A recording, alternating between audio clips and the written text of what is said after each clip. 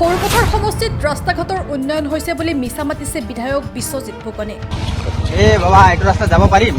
ৰাস্তা সব দেখিছে আপোনালোকে। আঙুলিৰ মূৰত গণিব পৰাকৈ কেইটামান ৰাস্তা বনাই বাহ লৈছে বিধায়ক বিশ্বজিৎ ফুকনে। ইয়াত মানুহ যদি বেমাৰ পৰে কেনেকে যাব? টক দেখিছে নহয়।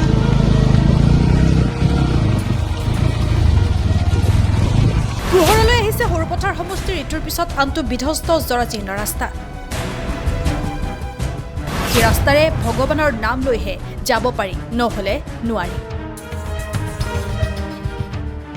এটেনশ্যন সৰুপথাৰ সমষ্টিৰ বিধায়ক বিশ্বজিৎ ফুকন ডাঙৰীয়া, আপুনি ৰাস্তাৰ উন্নয়ন হোৱা বুলি গৌৰৱ কৰি ক'ব পৰাকৈ এতিয়াও উন্নয়ন হোৱা নাই সৰুপথাৰ সমষ্টিৰ।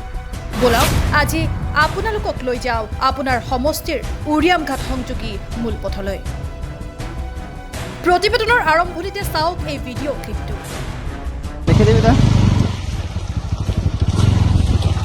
এয়া আমি উৰিয়াম ঘাট ৰাস্তাত আহি আছো।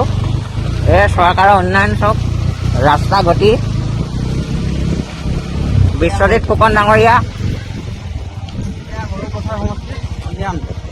আপোনালোকে যদি দেখিছে বাবা এইটো ৰাস্তা যাব পাৰিম? যাব পাৰে। এয়া ৰাস্তা চব দেখিছে আপোনালোকে।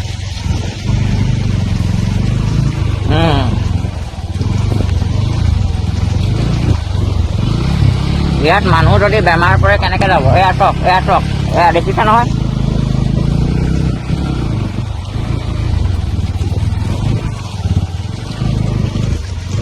এই হৈছে উন্নয়ন, উন্নতি, ডেভেলপমেণ্ট। মানুহ যদি প্ৰেগনেণ্ট নাই। দেখিলেনে সৰুপথাৰ সমষ্টিৰ ৰাস্তা ঘাটৰ উন্নয়ন? বিভিন্ন সময়ত সামাজিক মাধ্যমত দুই এটা ৰাস্তাৰ ভিডিঅ' শ্বেয়াৰ কৰি উন্নয়নৰ ঢাক ঢোল বজাই থাকে সৰুপথাৰ সমষ্টিৰ বিধায়ক বিশ্বজিৎ ফুকনে। এটা টিভি চেনেলৰ সাক্ষাৎকাৰত বিধায়ক বিশ্বজিৎ ফুকনে সৰুপথাৰ সমষ্টিৰ ৰাস্তা ঘাটৰ কথা কৈ কিদৰে বাহ লৈছিল মন দি চাওক। আপুনি 2021 বিধায়ক সৰুপথাৰত, হয় 2024 তিনি বছৰ কালত সৰুপথাৰত আপুনি একদম আঙুলিত ল'ব পৰাকৈ কি তিনিটা কাম কৰিছে? যে আপুনি যে কৈছে যে আপুনি একদম সৰুপথাৰৰ কথা দিনে ৰাতিয়ে সপোনে আপুনি সৰুপথাৰ।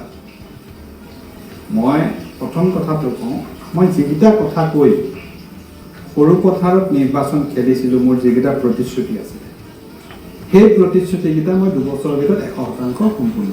ৰাস্তা পদূলি হৈছে, ৰাস্তা পদূলিৰ ক্ষেত্ৰত মই গৌৰৱে হৈছে। তাৰপিছত ৰাস্তা পদূলি হৈছে। আজি আটাইতকৈ ডাঙৰ কথাটো মই আপোনাক কওঁ, সৰুপথাৰ আজিৰ তাৰিখত কৰাপশ্যন ফ্ৰী কৰি ৰাখিছোঁ মই। এটা সৰু মেছেজ সৰুপথাৰত আপুনি য'ত এজন মানুহ যদি বিচাৰি পায় যে কোনোবা এটা চৰকাৰী অফিচত পুলিচ থানাত 10 টকা দি কাম কৰিছে, মই গৌৰৱে ক'ব পাৰোঁ সৰুপথাৰ মই কৰাপশ্যন ফ্ৰী কৰি ৰাখিছোঁ। দ্বিতীয়তে বৰপথাৰ সৰুপথাৰ নগৰ দুখন আগতে জৰাজীৰ্ণ বিধ্বস্ত নগৰ আছিল। অসমৰ আটাইতকৈ পৰিষ্কাৰ সুন্দৰ 10খন যদি নগৰ আপুনি আজিৰ তাৰিখত বিচাৰে, সেই 10খনৰ ভিতৰত মোৰ 2খন নগৰ আজি অন্তৰ্ভুক্ত। তেনেহলে এয়া আৰু এয়া কি বিধায়ক বিশ্বজিৎ ফুকন ডাঙৰীয়া? এই যে পথটো দেখিছে সেয়া হৈছে উৰিয়াম সংযোগী এটা মূল পথ।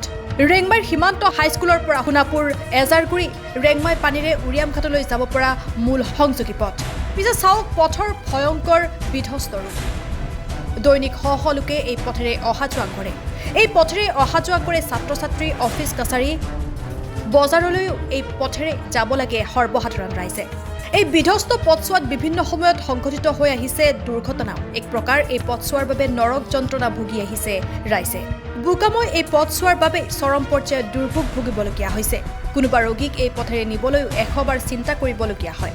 কিন্তু ইমানৰ পিছতো এই পথছোৱাৰ নিৰ্মাণক লৈ কোনো ধৰণৰ গুৰুত্ব নাই বিধায়ক বিশ্বজিৎ ফুকনৰ।